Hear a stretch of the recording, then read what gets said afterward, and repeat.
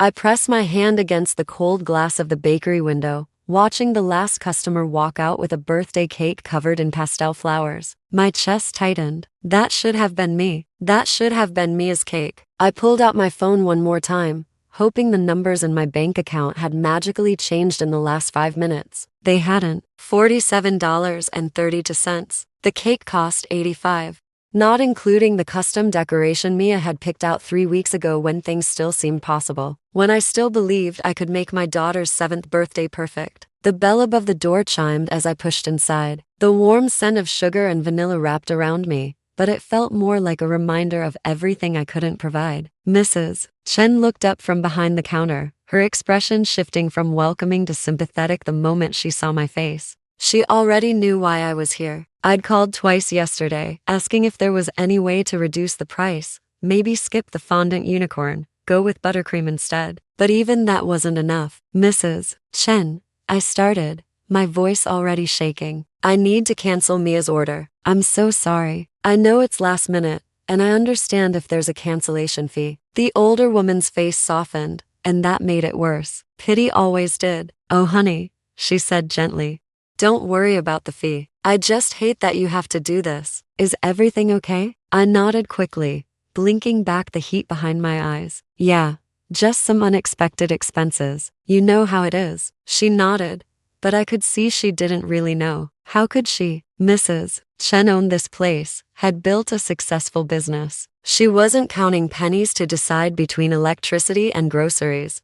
She wasn't a 31-year-old widow raising a little girl alone in a city that devoured people like me. I turned to leave before the tears could come, but the door swung open, forcing me to step back. A man walked in, tall and broad-shouldered, wearing a charcoal suit that probably cost more than my monthly rent. His dark hair was styled perfectly, not a strand out of place, and his eyes were an unsettling shade of gray that seemed to look right through me. He moved with the kind of confidence that comes from never having to ask for anything twice. Behind him, 2 men in black suits flanked the doorway, hands folded in front of them, faces blank. I knew what that meant. Everyone in this part of Boston knew. This wasn't just some businessman. This was someone connected, someone dangerous. Mrs. Chen straightened immediately, her casual warmth replaced by something more careful. Mr. Santoro, she said with a polite nod. What can I do for you? The man, Santoro, didn't acknowledge her right away. His gaze was fixed on me, studying me with an intensity that made my skin prickle. I looked down at my worn sneakers, wishing I could disappear into the cracked tile floor. What's the problem here? He asked, his voice low and smooth, like expensive whiskey. I wasn't sure if he was talking to me or Mrs. Chen, but before I could move, the older woman answered, No problem, Mr. Santoro. Just a cancelled order. He tilted his head slightly, still watching me. Why was it cancelled? Mrs. Chen hesitated, and I could feel her looking at me for permission. I should have walked away, should have told him it was none of his business. But something about the way he asked, not demanding, just curious, made me answer. I can't afford it, I said quietly. My daughter's birthday is tomorrow, and I thought I could make it work, but I can't. Silence stretched between us. I could hear the hum of the refrigerator units, the faint buzz of the fluorescent lights overhead. Finally, Santoro turned to Mrs. Chen. What's the total? $85, she replied carefully. He pulled out a black leather wallet and placed 5 crisp 20s on the counter. Make the cake, exactly as ordered. I stared at him, my heart hammering. What? No, I can't let you do that. He looked at me again, one eyebrow raised. You're not letting me do anything. I'm choosing to. There's a difference. His tone left no room for argument, but I tried anyway. I don't even know you. I can't accept this. Then get to know me, he said simply. Have coffee with me. 1 hour of your time. Consider it payment. I opened my mouth, then closed it. This had to be some kind of trick. Men like him didn't just buy birthday cakes for strangers. They didn't offer anything without expecting something in return. And what they expected was usually more than coffee. But when I looked into his eyes, I didn't see the predatory gleam I'd learned to recognize. I saw something else, something that looked almost like loneliness. Mrs. Chen cleared her throat gently. The cake will be ready by 10 tomorrow morning, she said to me. I'll add the unicorn, just like Mia wanted. My throat felt too tight to speak, so I just nodded. Santoro gestured toward the door. There's a cafe 2 blocks from here. I'll drive you. I found my voice then. I'll meet you there. I'm not getting in a car with someone I don't know. For the first time, something that might have been a smile tugged at the corner of his mouth. Smart. The cafe is called Marlowe's. I'll be there in 10 minutes. He left before I could change my mind, his guards following like shadows. Mrs. Chen let out a long breath once they were gone. Do you know who that was? She asked. I shook my head. That was Dominic Santoro. He runs half the North End. I felt the blood drain from my face. The Mafia. I just agreed to have coffee with the Mafia. Mrs. Chen came around the counter and took my hands in hers. Listen to me, sweetheart. The Santoros, they're not like what you see in movies. Dominic, he's got a reputation, sure, but it's not for hurting women and children. If anything, he protects them. I've known his family for 20 years. If he wanted to harm you, he wouldn't be buying your daughter a birthday cake. Her words should have been comforting, but my mind was racing. What did he really want? Why me? I was nobody, a struggling waitress who could barely keep the lights on. Men like Dominic Santoro didn't notice women like me unless they wanted something. And in my experience, what men wanted usually ended with me getting hurt. But I thought about Mia. About the way her face would light up tomorrow when she saw that unicorn cake. About how I'd been dreading telling her we had to cancel her party, that mommy couldn't afford it this year. The shame of that conversation had been eating at me for days. Maybe, just maybe, 1 hour of my time was worth giving my daughter one perfect day. I walked to Marlowe's slowly, giving myself time to think, time to plan an escape route if I needed one. The cafe was small and warm, with brick walls and mismatched furniture that gave it a cozy, lived-in feel. Dominic sat at a corner table, his suit jacket draped over the back of his chair, his white shirt rolled up at the sleeves. He looked different without the armor of his full outfit, more human, less untouchable. He stood when he saw me, pulling out a chair. I hesitated, then sat. A waitress appeared almost immediately, setting down 2 cups of coffee without being asked. Dominic must have ordered when he arrived. I wrapped my hands around the warm ceramic, grateful for something to hold on to. Thank you, I said finally, for the cake. You didn't have to do that. I know, he replied. I wanted to. There's a difference. That phrase again. I studied him over the rim of my cup, trying to figure him out. He didn't look like a monster. He looked tired, actually, with faint shadows under his eyes and a tightness around his mouth that spoke of stress he'd never admit to. Why? I asked. Why would you do something like that for a complete stranger? He was quiet for a moment, his fingers tracing the handle of his cup. Because I know what it's like to disappoint someone you love. And because when I looked at you in that bakery, I saw someone who's been fighting alone for too long. His words hit something deep inside me, something I'd kept carefully locked away. I looked down, blinking hard. You don't know anything about me. No, he agreed, but I'd like to, if you'll let me. This was insane. I should walk away, thank him politely, and never see him again. But there was something in his voice, a sincerity I hadn't expected, that made me stay. So I told him, not everything, not the darkest parts, but enough. I told him about my husband, Marcus, who died 2 years ago in a construction accident, leaving me with a mountain of medical debt and a traumatized 6-year-old. I told him about working double shifts at the diner, about the eviction notice I'd hidden in my dresser drawer, about the constant fear that I was failing Mia, that I wasn't enough. Dominic listened without interrupting, his gray eyes never leaving my face. When I finally stopped talking, emotionally exhausted, he reached across the table and covered my hand with his. His palm was warm and calloused, surprisingly gentle. You're not failing, he said quietly. You're surviving. There's honor in that. I wanted to believe him. God, I wanted to believe him. But survival didn't feel honorable. It felt like drowning in slow motion. What do you want from me? I asked, pulling my hand back. There's always a price. Nothing's free. He leaned back in his chair, considering me. I want to see you again. That's all. No strings, no expectations. Just dinner, maybe a movie. Let me get to know you. And if I say no, then you say no, he replied simply. The cake is still yours. This isn't a transaction, Claire. It's an offer. I realized then that he'd been listening more carefully than I thought. I'd only mentioned my name once in passing, but he'd remembered. That small detail, that attention. Did something to the walls I'd built around myself. I said yes. I don't know if it was desperation, curiosity, or just the bone-deep exhaustion of carrying everything alone for so long, but I agreed to see him again. Dominic walked me back to the bakery where my car was parked, a 15-year-old Honda with a dent in the passenger door and a check engine light that had been on for 6 months. He didn't comment on it, didn't even glance at it with judgment.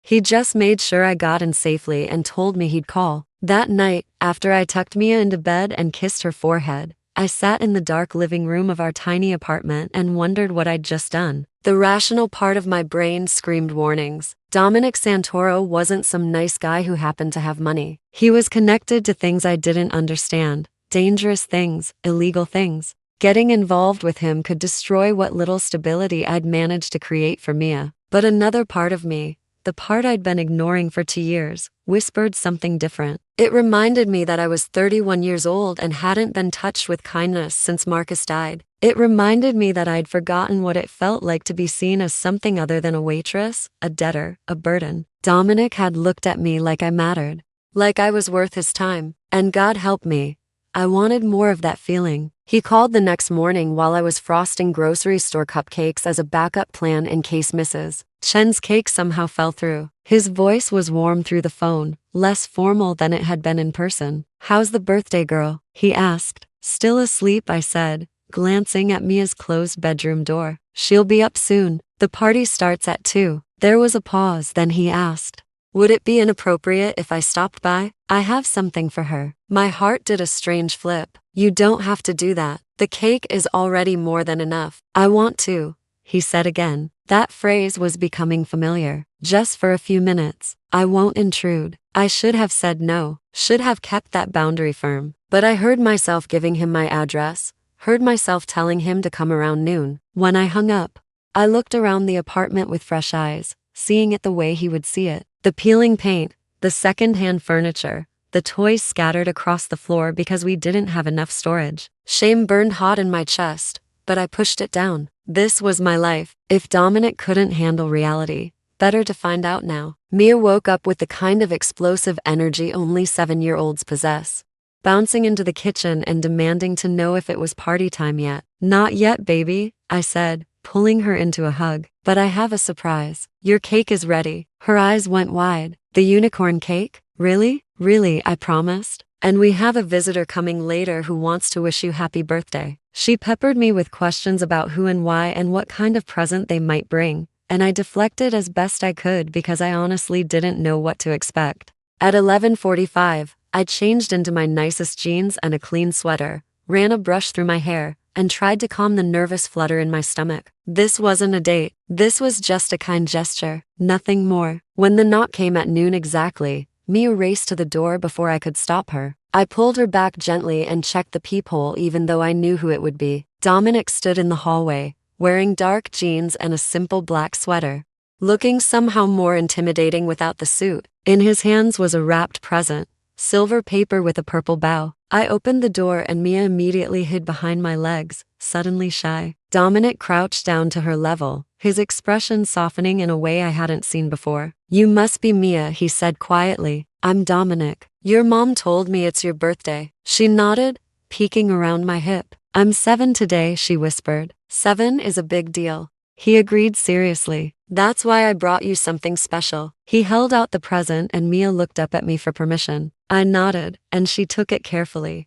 her small hands struggling with the large box. Inside was a dollhouse, but not the cheap plastic kind from discount stores. This was wooden, hand-painted, with tiny furniture and intricate details that must have cost hundreds of dollars. Mia gasped, her eyes filling with wonder. "It's so pretty," she breathed. "Thank you, Mr. Dominic." "Just Dominic is fine," he said with a small smile. "Do you like it?" She nodded enthusiastically, already kneeling on the floor to examine every room. I stood frozen, overwhelmed by the generosity and terrified of what it meant. Dominic rose to his full height and looked at me, and I saw the question in his eyes. "Was this okay? Can I talk to you for a minute?" I asked quietly, gesturing to the small kitchen. He followed, and once we were out of Mia's earshot, I turned to face him. "Dominic, this is too much. The cake, now this. I can't accept all of this." "Why not?" he asked calmly. Because I can't pay you back, I said, frustration leaking into my voice. Because I don't know what you want from me, and I can't afford to owe someone like you. Something flickered in his eyes. Something that might have been hurt. Someone like me, he repeated. You mean someone dangerous? Someone you've been warned about. I didn't answer, but my silence was confirmation enough. He stepped closer, close enough that I could smell his cologne, something woodsy and expensive. Claire, I'm not keeping score. I'm not building a debt. I saw a woman struggling to give her daughter a good birthday, and I have the means to help. That's all this is. People don't just help, I said, my voice barely above a whisper. Not without wanting something. He was quiet for a long moment, his gray eyes searching mine. Then he said something I didn't expect. My sister had a daughter, Emma. She would have been 8 this year. Would have been. The past tense hit me like a punch. What happened? Car accident, he said, his voice carefully controlled. 3 years ago, my sister was driving. They were hit by a drunk driver. Both gone instantly. I covered my mouth, all my defensiveness crumbling. Oh God, Dominic. I'm so sorry. He nodded stiffly. Emma loved dollhouses. She had one almost identical to the one I just gave Mia. When I saw your daughter's age, saw the way you were fighting to make her birthday special, it reminded me of my sister, of the birthdays Emma will never have. I reached out instinctively, putting my hand on his arm. I didn't know, I said softly. I'm not telling you for pity, he replied. I'm telling you so you understand. This isn't about control or debt. It's about doing something good with the money I have. It's about honoring the people I've lost by helping the people in front of me. Tears blurred my vision, and I blinked them back. I don't know what to say. Say you'll let me take you to dinner tomorrow night, he said, and there was a hint of vulnerability in his voice that made my chest ache. Say you'll give me a chance to prove I'm not what you've been told. I looked back toward the living room where Mia was making up stories for the tiny dolls in her new house, her face lit with pure joy. Then I looked at Dominic, at this complicated, dangerous, surprisingly gentle man who'd walked into my life at exactly the moment I needed someone most. Okay, I whispered, dinner tomorrow, but somewhere low-key. I don't have anything fancy to wear. He smiled then, a real smile that transformed his entire face. Low-key is perfect. I'll pick you up at 7. Mia's party was small but beautiful. 4 of her school friends came over, and Mrs. Chen delivered the unicorn cake exactly as promised. When we sang happy birthday and Mia closed her eyes to make a wish, I found myself wishing too. Wishing that maybe, just maybe, things were finally about to get better. Dominic left before the other parents arrived, understanding without being told that his presence would raise questions I wasn't ready to answer. But as he walked out, he squeezed my hand briefly, and that simple touch stayed with me long after he was gone. That night, after the party cleanup was done and Mia was asleep clutching one of her new dolls, I allowed myself to feel something I hadn't felt in years: hope. The next evening, I stood in front of my closet trying to decide what to wear to dinner with a man who probably ate at restaurants where my entire wardrobe wouldn't cover the wine bill. I finally settled on a simple black dress I'd worn to Marcus's funeral, the only remotely nice thing I owned. It would have to do. My neighbor, Mrs. Patterson, agreed to watch Mia, probably curious about where I was going but too polite to ask directly. When Dominic knocked at 7 exactly, I opened the door to find him in dark slacks and a deep blue shirt that made his gray eyes even more striking. You look beautiful, he said simply, and the way he said it made me believe he meant it. Thank you, I managed, grabbing my purse. You clean up pretty well yourself. He smiled and offered his arm. Shall we? The restaurant was in the North End, tucked down a narrow street I'd walked past 100 times but never entered. It was the kind of place with no sign, just a red door and a knowing. Inside, it was intimate and dimly lit, with candles on every table and the scent of garlic and fresh bread filling the air. The host greeted Dominic by name and led us to a corner booth. As we settled in, I noticed the way other diners glanced at our table, the subtle nods of recognition and respect directed at Dominic. This was his world, I realized. These were his people, and I was so far out of my depth I might as well be drowning. Relax, Dominic said softly, reading my tension. We're just 2 people having dinner. Nothing more complicated than that. But it was complicated. Everything about this was complicated. Still, as the evening unfolded, I found myself relaxing despite my better judgment. Dominic was easy to talk to, asking questions about my life, my dreams before Mia, the photography hobby I'd abandoned when money got tight. He listened like my answers actually mattered, like I was interesting. And I couldn't remember the last time anyone had made me feel that way. When I turned the questions back on him, he was more guarded, but he gave me pieces. He told me about growing up in the North End, about his father's expectations and the weight of a family name. He told me about his sister, Sophia, and the way her death had changed everything. He didn't talk about his work, and I didn't ask, both of us dancing around the elephant in the room. Over tiramisu. He asked me something unexpected. What do you want, Claire? Not for Mia. Not for tomorrow. What do you want for yourself? I stared at him, fork frozen halfway to my mouth. No one had asked me that question in years. I don't know, I admitted finally. I've spent so long just trying to survive that I forgot to think about what living actually looks like. Then maybe, he said gently, it's time to remember. I could help with that, if you'd let me. And there it was.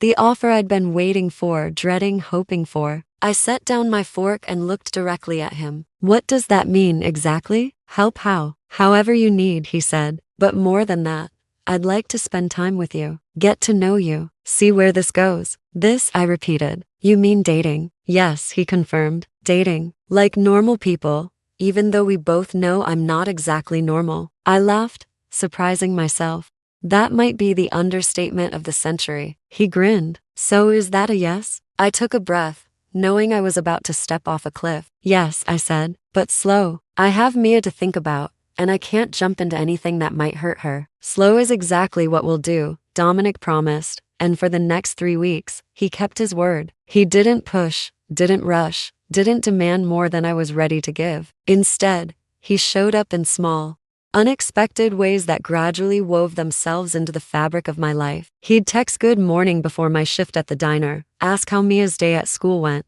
send me pictures of things that made him think of me as sunset over the harbor, a bookstore window display, a dog that looked like it was smiling. We had coffee twice more, then lunch. Then he took me to a photography exhibit at the Museum of Fine Arts that I'd mentioned wanting to see but could never afford. He bought me nothing except the admission ticket, respecting my boundary about expensive gifts, but he gave me something more valuable. His time, his attention, the feeling that I mattered. Mia asked about him constantly. Is Dominic your boyfriend, Mommy? When is he coming over again? I like him. He's nice. I deflected as long as I could, but eventually I had to admit, even to myself, that whatever was happening between us was becoming real. And that terrified me.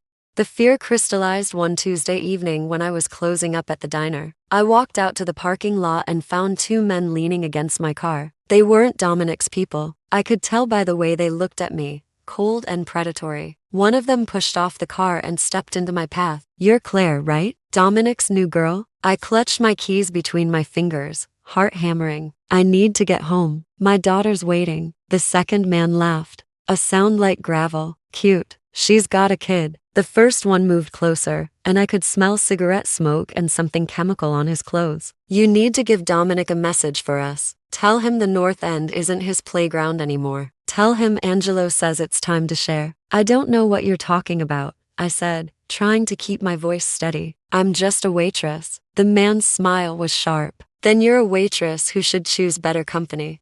Because the people Dominic pisses off don't make distinctions between him and his girlfriend. You're fair game now, sweetheart. You and your little girl. The threat against Mia snapped something inside me. I shoved past him, got in my car, and locked the doors with shaking hands. They didn't stop me, just laughed as I peeled out of the parking lot. I drove 3 blocks before I had to pull over, my whole body trembling too hard to keep going. This was real. The danger I'd been trying to ignore, trying to pretend didn't apply to me, was real. I called Dominic, and he answered on the first ring. Claire, what's wrong? 2 men were waiting at my car, I said, my voice breaking. They said they had a message for you. About Angelo and the North End. They threatened Mia, Dominic. They threatened my daughter. The silence on the other end was terrifying, thick with a rage I could feel through the phone. Where are you right now? He asked, his voice deadly calm. I told him, and he said, stay there. Lock your doors. I'm 5 minutes away. He made it in 3. His black SUV pulled up beside my car, and he was out before the engine stopped, yanking open my door and crouching beside me. Are you hurt? Did they touch you? I shook my head, unable to speak around the lump in my throat. He pulled me into his arms, and I broke, sobbing into his shoulder as all the fear and stress of the past 2 years came pouring out. It wasn't just about tonight. It was about everything. The constant struggling, the fear, the exhaustion of being strong for Mia when I felt anything but strong. Dominic held me until the tears subsided, one hand stroking my hair, the other wrapped protectively around my back. When I finally pulled away, his jaw was tight with controlled fury. I'm going to handle this, he said quietly. Angelo made a mistake coming after you. A fatal one. No, I said quickly. No violence. Not because of me. He looked at me like I'd asked him to stop breathing. Claire, they threatened your daughter. Our daughter at this point, because anyone who hurts you hurts me. This isn't something I can let slide. I grabbed his face, forcing him to look at me. Listen to me. If you do something that gets you arrested or killed, what happens to us then? What happens to Mia when she gets attached to you and you disappear? I need you alive and free more than I need revenge. Something in his expression shifted, softened. He covered my hands with his, turning to kiss my palm. You're right, he said finally. I'll handle it differently, but they will not come near you or me again. I promise you that. How can you promise that? I asked. Because, he said, his gray eyes hard as steel. The only reason Angelo is breathing right now is because I've been playing nice. That ends tonight, not with violence, but with reminders of why people don't cross me. He followed me home, waited while I checked on Mia with the babysitter, then sat me down at my small kitchen table. We need to talk about what this means, he said. About what being with me really means. I've tried to keep you separate from that part of my life, but tonight proved that's not possible. I know, I whispered. I'm scared, Dominic. You should be, he said bluntly. I won't lie to you, Claire. My world is dangerous. There are people who would hurt you to hurt me, and there are things about my life that I can't change just because I want to. But I can protect you. I can make sure you and Mia are safe. The question is whether you trust me enough to let me. I looked at this man who'd entered my life a month ago and turned it upside down. This man who bought birthday cakes and dollhouses, who listened when I talked, who held me when I cried. This man who was also connected to violence and crime and things I didn't fully understand. The smart choice was to walk away, to protect Mia and myself by cutting ties before we got in any deeper. But I thought about the way Dominic smiled when Mia talked about her day, the way he looked at me like I was precious, the way my apartment felt less empty when he was in it. And I realized I was already in too deep. I'd been in too deep since that first coffee. Maybe since that first moment in the bakery when he chose to see me instead of looking through me. I trust you, I said quietly, but I need you to promise me something. Promise that you'll always be honest with me. No matter how ugly the truth is, I'd rather know than be blindsided. He nodded slowly. I promise. And I need something from you too. I need you to tell me when you're scared, when you're having doubts. Don't just run. Talk to me first. Deal, I agreed. He stayed that night, sleeping on my couch fully clothed while I lay awake in my bedroom thinking about how quickly life could change. How a month ago I was alone and struggling, and now I had someone who cared, someone who scared me and thrilled me in equal measure. I didn't know where this was heading, but for the first time in years, I wanted to find out. The next morning, I woke to the smell of coffee and found Dominic in my kitchen making breakfast while Mia sat at the table coloring, telling him about her favorite cartoon. He looked up when I entered, and the domestic simplicity of the moment hit me like a physical thing. This could be my life. This could be real. Good morning, he said softly. I made pancakes. I hope that's okay. Mia grinned. They're really good, Mommy. Dominic makes them way better than you. I laughed despite myself. Wow, thanks, kid. Dominic smirked. Don't worry. I'm sure there are things you're better at, like keeping this little troublemaker alive and happy. That's the most important job in the world. After breakfast, while Mia was brushing her teeth, Dominic pulled me aside. Angelo has been handled, he said quietly. He won't be a problem anymore. What does that mean? I asked warily. It means I had a conversation with some people he owes favors to. He's been reminded of the hierarchy and the consequences of overstepping. No one was hurt, but the message was clear. You and Mia are completely off limits. I should have felt relieved, but instead I felt the weight of what being with Dominic really meant. The power plays, the constant awareness of danger, the unspoken rules of a world I barely understood. He saw the conflict on my face and cupped my cheek gently. I know this is a lot. If it's too much, tell me now. I'll step back. Make sure you're protected. But I'll step back. I covered his hand with mine. I don't want you to step back. I want this. I want you. But I need time to adjust, to figure out how to navigate this without losing myself. He kissed my forehead. Take all the time you need. I'm not going anywhere. If you're still with me on this journey, I want to ask you something. What would you do in Claire's position?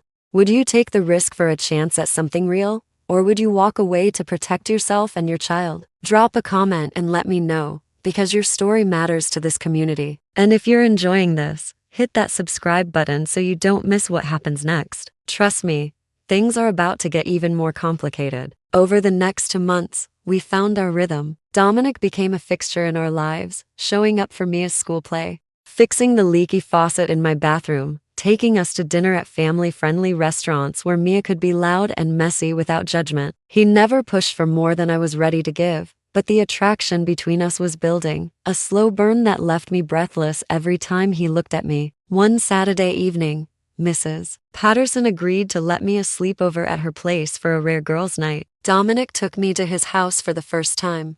A brownstone in the nicest part of the North End that was somehow both impressive and welcoming. We cooked dinner together, drank wine, talked about everything and nothing. And when he finally kissed me, really kissed me, it felt like coming home. That night, wrapped in his arms in his bed, I let myself believe that maybe this could work. That maybe I deserved something good after all the hard years. That maybe Dominic and I could build something real despite all the obstacles in our way. I was wrong about one thing though. I thought the danger would come from outside, from people like Angelo who wanted to hurt Dominic through me. I never imagined the real threat would come from somewhere much closer. From someone who claimed to love me. The threat came in the form of a phone call 3 months into our relationship. I was at work, in the middle of the lunch rush, when my phone buzzed with a number I didn't recognize. Normally I would have ignored it, but something made me answer. Claire Hutchinson? A woman's voice asked, crisp and professional. Yes, I said, balancing the phone between my shoulder and ear while wiping down a table. This is Detective Sarah Chen with the Boston PD. I need to ask you some questions about your relationship with Dominic Santoro. My blood ran cold. I stepped into the back room, away from the noise of the diner. What kind of questions? We're investigating Mr. Santoro's business activities, she said. We have reason to believe you may have information relevant to our case. I don't know anything about his business, I said quickly. I'm just his girlfriend. The detective's voice took on a harder edge. Ms. Hutchinson, Dominic Santoro is under investigation for racketeering, money laundering, and conspiracy to commit murder. If you're involved with him, you need to understand the danger you're in, both legally and personally. The room spun around me. Murder? Dominic had never mentioned anything like that. Yes, the detective continued. 3 years ago, a man named Victor Russo was killed in what appeared to be a drug deal gone wrong. New evidence suggests it was an execution ordered by the Santoro family. I can't talk about this right now, I managed. I have to get back to work. Ms. Hutchinson, the detective said, her tone softening slightly. I have a daughter too. I saw the school pickup records. If you care about your child's safety, you'll come in and talk to us. This isn't about getting you in trouble. It's about protecting you. I hung up without answering, my hands shaking so hard I nearly dropped the phone. Murder. The word kept echoing in my head. I knew Dominic was involved in illegal activities. I wasn't naive, but murder was different. Murder was a line I'd told myself he wouldn't cross. I made it through the rest of my shift on autopilot, smiling at customers and taking orders while my mind raced. Should I tell Dominic about the call? Should I go to the police? Should I pack up Mia and disappear before this whole thing exploded? When I picked up Mia from school, I held her a little tighter, studied her innocent face a little longer. She was chattering about a project on butterflies, oblivious to the fact that her mother's world was crumbling. That evening, Dominic came over for dinner as planned. He brought Mia's favorite ice cream and a bouquet of flowers for me, looking relaxed and happy. I tried to act normal, but he picked up on my tension immediately. After we put Mia to bed, he cornered me in the kitchen. What's wrong? You've been quiet all night. I turned to face him, and the question came out before I could stop it. Did you kill someone? A man named Victor Russo? The change in Dominic was instantaneous. His entire body went rigid, his eyes turning cold and dangerous. "Who told you that name?" "The police called me today," I said, wrapping my arms around myself. "They want me to come in for questioning. They said you're under investigation for murder." Dominic swore under his breath and pulled out his phone. "Don't say anything to anyone," he said sharply. "Not to the police, not to your friends, not to anyone." "I'm calling my lawyer." "No," I said, surprising both of us. "You don't get to give me orders. You get to give me the truth. Did you kill that man?" He looked at me for a long moment, and I saw him weighing his options, deciding how much to tell me. "Finally," he said, "Victor Russo was a child trafficker. He kidnapped and sold kids to the highest bidder. The police knew and did nothing because he paid the right people." "That's not an answer," I pressed. "Did you kill him?" "I made sure he stopped hurting children," Dominic said carefully. "Whether I pulled the trigger myself isn't something I can tell you, for your own protection. But yes, I was involved in his death, and I won't apologize for it." I sank into a chair, the weight of his confession crushing me. "You killed someone, Dominic. You killed someone." He crouched in front of me, taking my hands in his. "Claire, listen to me. I know this is hard to understand, but there are monsters in this world that the law can't touch. Victor Russo destroyed dozens of families. The police had evidence and did nothing. So yes, I stepped in. I did what needed to be done, and I'd do it again." "But what about us?" I whispered. "What about Mia? If you go to prison, what happens to us?" "I won't go to prison," he said firmly. "They have no evidence because I was careful. This investigation has been going on for years, and they've found nothing. The only reason they're calling you is because they're desperate, hoping you'll give them something they can use. Don't let them manipulate you." I pulled my hands away. "This is exactly what I was afraid of. I knew being with you was dangerous, but I thought I could handle it. I didn't think about what it would mean when the danger became real, when it wasn't just theoretical anymore." Dominic stood, his jaw tight. "So what are you saying? That you want out?" "I don't know," I admitted. "I need time to think, to process this." He nodded stiffly. "Fine, but Claire, you need to understand something. The police don't care about you or Mia. They care about taking me down. They'll use you, make promises they won't keep, and the second you're no longer useful, they'll abandon you. At least with me, you know where you stand." "That's supposed to be comforting?" I asked bitterly. "Knowing that I'm dating someone who commits murder, even if it's for a good reason, it's supposed to be honest," he shot back. "I've never lied to you about who I am or what I do. You chose to be with me knowing I wasn't some accountant with a 401,000. Don't act surprised now that you're seeing the reality of what that means." His words stung because they were true. I had known on some level what I was getting into. I'd just been able to ignore it until now. "I think you should leave," I said quietly. "I need space to figure this out." Dominic grabbed his jacket, his movements sharp with frustration. "Fine, but don't talk to the police without a lawyer present. Even if you decide you're done with me, protect yourself." He left without kissing me goodbye, and the silence he left behind was deafening. I sat in my empty kitchen and cried, mourning the loss of the fantasy I'd been living. The fantasy that I could have a normal relationship with an extraordinary man without consequences. The next morning, Detective Chen called again. "Have you thought about my offer, Ms. Hutchinson?" "I want to talk," I said, making a decision I hoped I wouldn't regret. "But only if you guarantee Mia and I are protected. Whatever happens, my daughter doesn't get hurt." "We can arrange protection," the detective assured me. "Come to the station tomorrow at 10. Come alone. And don't tell Dominic." I agreed, hung up, and immediately felt like I was going to be sick. What was I doing? Was I really going to betray Dominic, the man I loved, to the police? Or was I protecting my daughter from a danger I'd been too blind to see clearly? I didn't sleep that night. I lay in bed staring at the ceiling, replaying every moment with Dominic. The good ones, the gentle ones, the times he made me feel safe and cherished, but also the darker moments.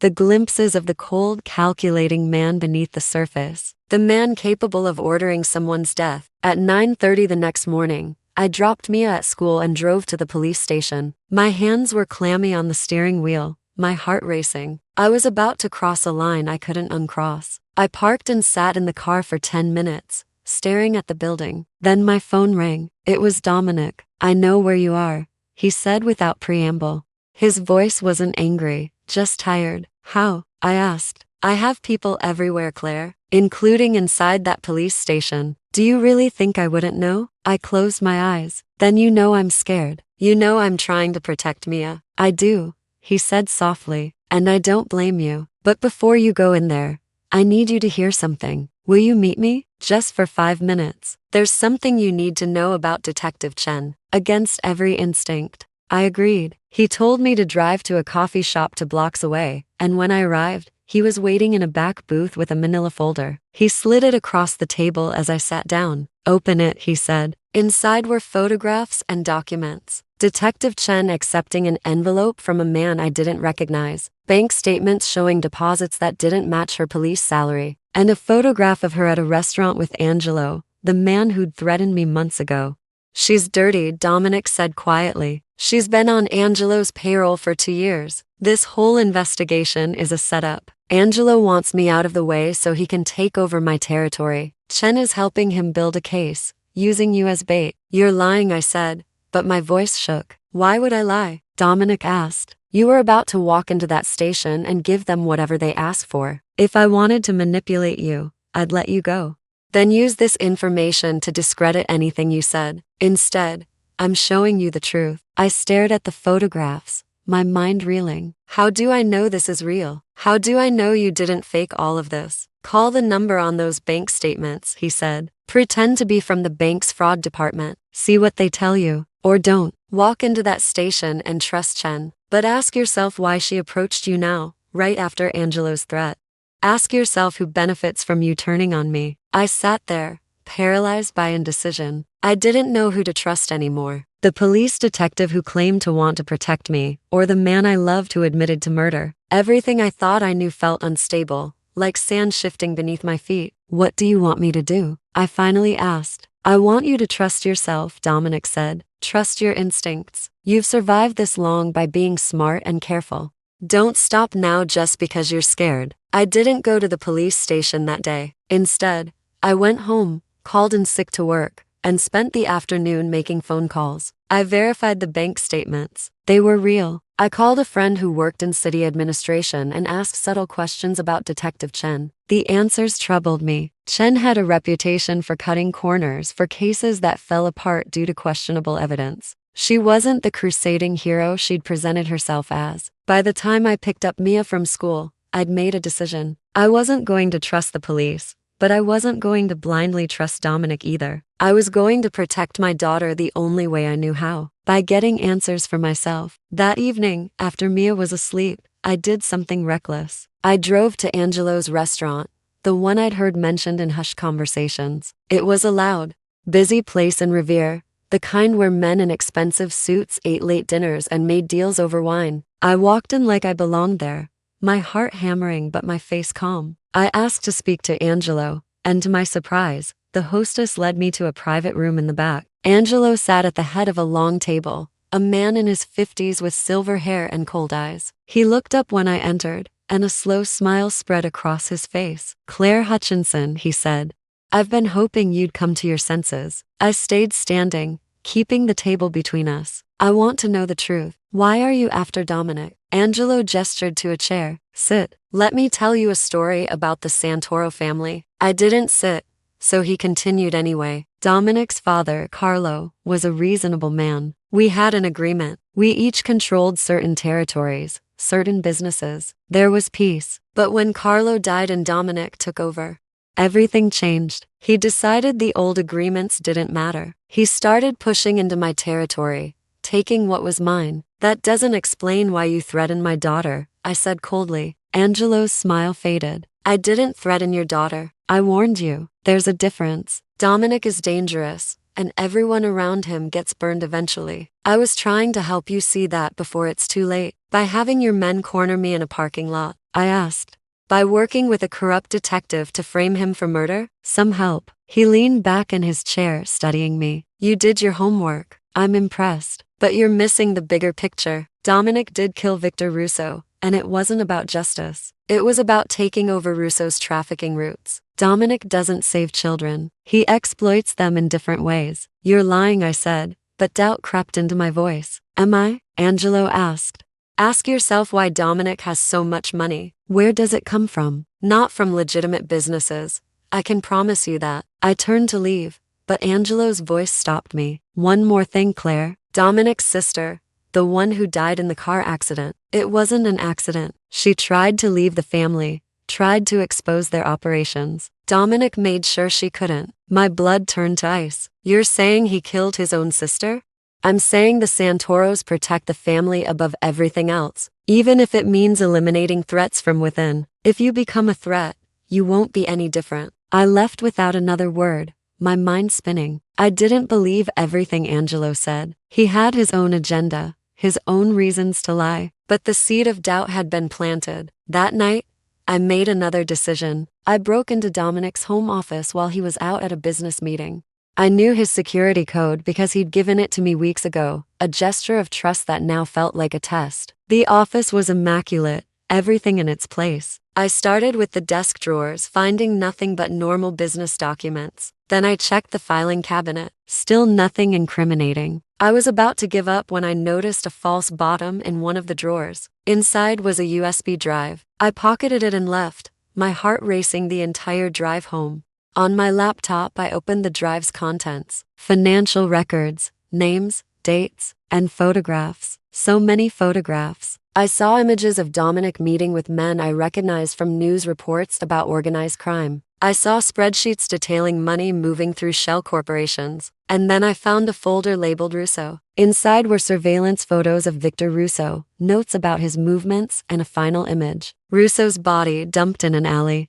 A single bullet hole in his head. I closed the laptop and ran to the bathroom, vomiting until there was nothing left. The man I loved had documented his own crimes, had kept evidence of murder on a USB drive in his office. Why would he do that unless he felt completely untouchable? Unless he had so much power that consequences didn't apply to him? My phone rang. It was Dominic. I let it go to voicemail, unable to speak to him while the images were still fresh in my mind. He called again, and again. Finally, I answered. Where are you? He asked, tension clear in his voice. Home, I said. Why? I need to see you. It's important. Not tonight, I said. I'm tired. Dominic was quiet for a moment. Claire, I know you went to my house. I know you took something from my office. The security system sends me alerts. Panic flooded through me. I didn't take anything, I lied. Don't, he said sharply. Don't lie to me. Not now.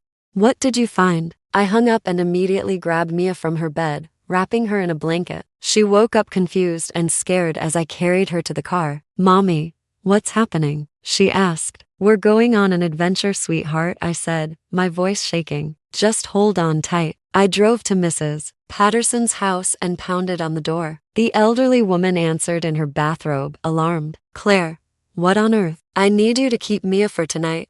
I said desperately. Please, it's an emergency. I can't explain, but please keep her safe. Mrs. Patterson saw the terror in my eyes and took Mia without question. I'll call the police if you're not back by morning, she warned. I nodded and ran back to my car. I didn't know where to go. I couldn't go home. Dominic would be there. I couldn't go to the police because I didn't know who to trust. So I drove to the only place I could think of, the church where Marcus and I had gotten married. It was late, but churches were always open. I sat in a back pew and tried to think clearly through the panic. My phone buzzed with a text from Dominic. We need to talk, face to face. I'm not going to hurt you, Claire. I just need to explain. I typed back. Explain what? That you killed Victor Russo? That you keep evidence of your crimes like trophies? That your whole life is built on violence? His response came quickly. Victor Russo deserved what he got, but I need you to understand the full story. Please, give me 1 hour. Meet me at the harbor, the place where we had our third date. I knew it was dangerous. Knew that meeting him alone was probably the stupidest thing I could do, but I also knew I couldn't keep running. I needed answers, and I needed to look him in the eye when I got them. So I agreed. The harbor at midnight was deserted and cold. Waves lapping against the docks in a rhythm that should have been soothing but only heightened my anxiety. Dominic was already there, standing at the edge of the pier where we'd watched the sunset months ago. He turned when he heard my footsteps, and I saw something in his face I'd never seen before. Fear. I didn't think you'd come, he said quietly. I almost didn't, I replied, stopping several feet away. Dominic ran a hand through his hair, looking more disheveled than I'd ever seen him. The USB drive. You saw everything. I saw enough, I said. Enough to know that everything you told me was a lie. Victor Russo wasn't some monster you had to stop. He was a business rival you eliminated. That's what Angelo told you, isn't it? Dominic said. When you went to see him tonight. Yes. I followed you there too. And before you ask, no, I wasn't going to stop you. You had the right to hear his side. But now you need to hear mine. I cross my arms. So talk. Dominic took a breath. Victor Russo was both things. He was a child trafficker. That part was true. But he was also moving in on territory that had been in my family for generations. So yes, stopping him served two purposes: justice and business. That doesn't make it better, I said. That makes it worse. You used dead children as an excuse to commit murder. I didn't use them as an excuse, Dominic said, his voice rising. I genuinely stopped a man who was destroying lives. The fact that it also benefited me doesn't change the good that came from it. You can't see it that way because you still think in black and white. But the world I live in is all gray. And your sister? I asked. Did you kill her too? He flinched like I'd slapped him. Sophia's death was an accident. A real accident. She was trying to leave the family, yes. She wanted out, but I was helping her. I was arranging for her and Emma to disappear, to start over somewhere safe. The night she died, she was driving to meet me. A drunk driver hit her. I didn't cause it, but I've blamed myself every day since because I couldn't protect her. Tears streamed down his face, and I'd never seen him cry before. The sight shook something loose inside me. How do I know you're telling the truth? I whispered. How do I know any of this is real? You don't, he admitted. You have to decide who to believe. Angelo, who threatened your daughter and paid off cops to come after me, or me, who's done terrible things but has never lied to you about who I am. I sank onto a nearby bench, exhausted. I can't do this, Dominic. I can't raise Mia in this world. Every day wondering if someone's going to use her to get to you. Every night terrified that you won't come home. I love you, but love isn't enough. He sat beside me, careful not to touch me. What if I walked away? He asked quietly. What if I left the business? Left Boston? We could start over somewhere else. You can't just walk away, I said, shaking my head. People like you don't get to retire. They'll come after you, after us. Dominic looked out at the water, the city lights reflecting in the dark waves. You're right, I can't just walk away, but I can make a deal. Transfer power to someone I trust, make arrangements to ensure we're protected. It would take time, maybe 6 months, but I could do it. For you, for Mia, for the life I want with you. I wanted to believe him. God, I wanted to believe that we could have a normal life, that love could conquer the darkness he came from. But I'd learned the hard way that wanting something didn't make it real. What about Detective Chen? I asked. What about Angelo? They're not going to just let you go. Angelo will be handled, Dominic said, his voice going cold. Not killed. I'm done with that. But he'll understand that coming after you or Mia means war he can't win. As for Chen, I have enough evidence of her corruption to end her career. She'll back off. And what do I tell Mia? I asked. How do I explain why we're moving? Why everything's changing? You tell her the truth, he said. An age-appropriate version, but the truth. That sometimes people make mistakes, and they have to work hard to fix them.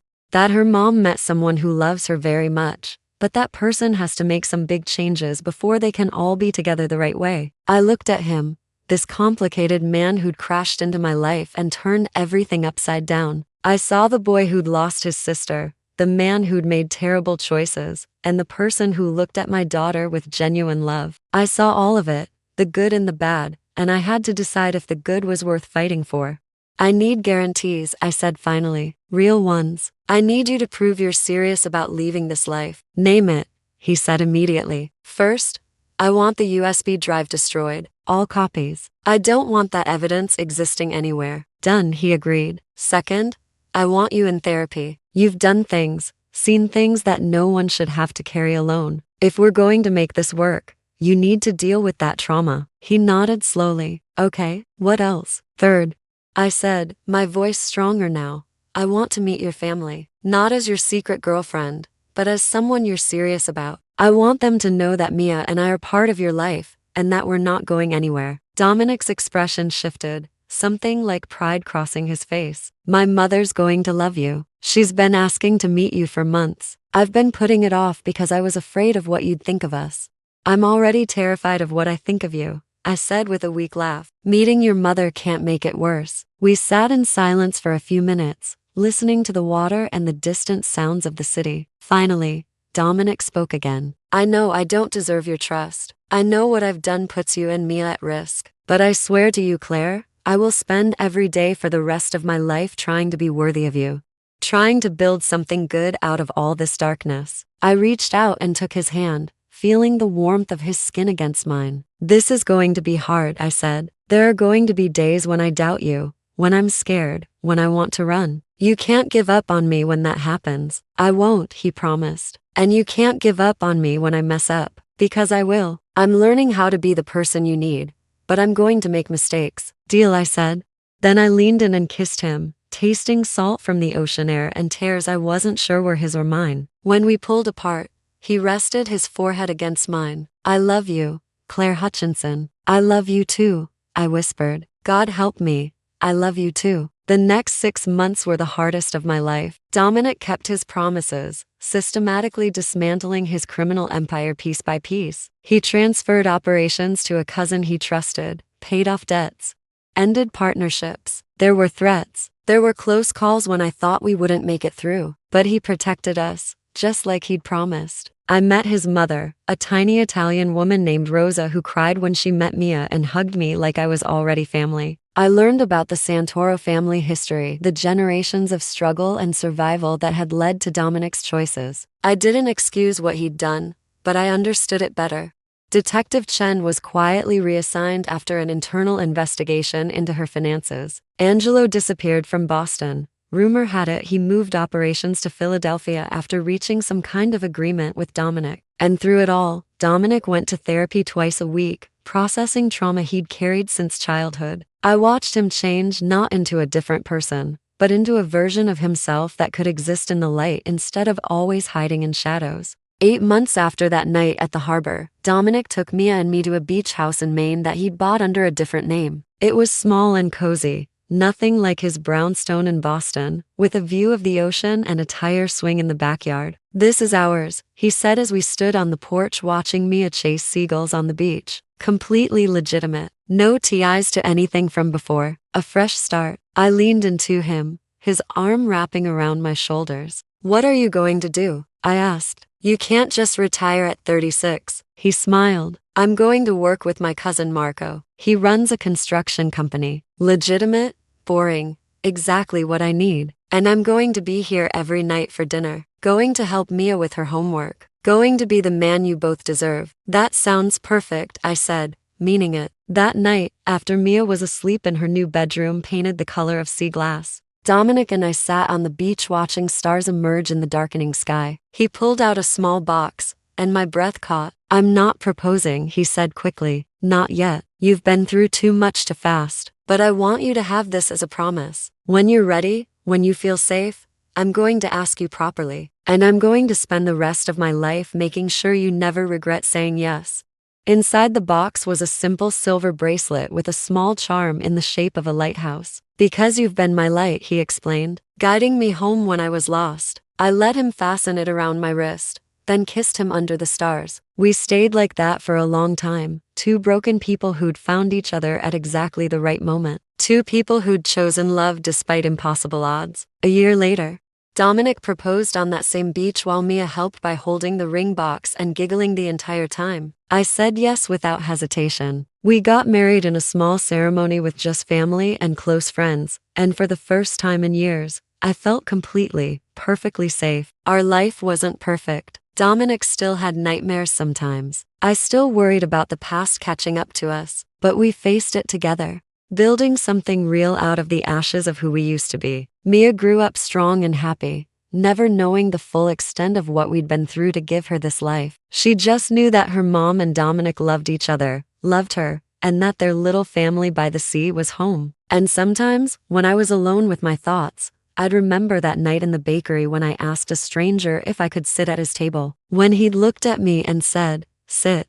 But you're not leaving after." He'd been right. I never left. And I never wanted to. Because sometimes the most unexpected people come into your life at the most desperate moments and change everything. Sometimes love means accepting someone's darkness and believing they can choose the light. Sometimes home isn't a place, but a person who sees you at your worst and loves you anyway. That was my story. Messy, complicated, dangerous, but ultimately worth every terrifying moment. If you've made it this far on this journey with Claire and Dominic, I want to say thank you from the bottom of my heart. Stories like this one remind us that second chances are real, that people can change, and that love, even when it seems impossible, can find a way. If this story touched you, if it made you think about your own life and the choices you've made, I'd love to hear from you.